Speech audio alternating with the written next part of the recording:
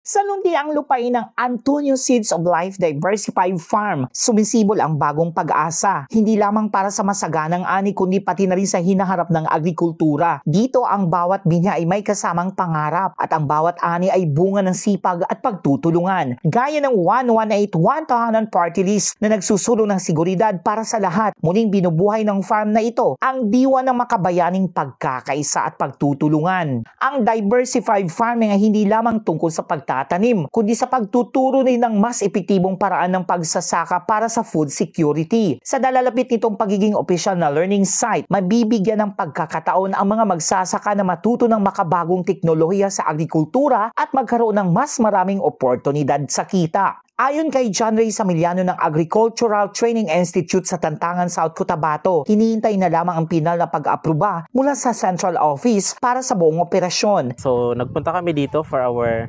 second and final evaluation na rin for the application ng farm na ito to be our learning site for agriculture. So nung unang visit namin last November, last year, so we left several recommendations kasi one of the requirements ng aming learning site for agriculture, of course, pinakauna talaga yung technology in terms of farming practices ng farm. So kung makikita ninyo dito sa farm na to, they have several technologies. Unang-una na dyan yung vegetable production nila. Pangalawa yung kanilang sa poultry. They also have their technology on coconut. More often, ang mga farmers pupunta, nauunang binubusog yung mata.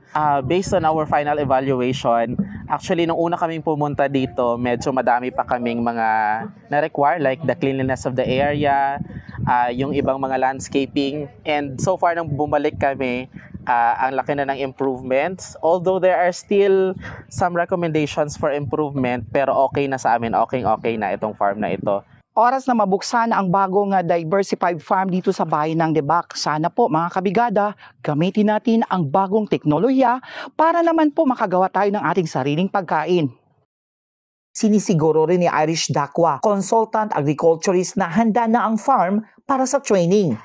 Kabrigada iyan, so we are very happy na to inform na naananta sa second and final evaluation para sa atong learning center.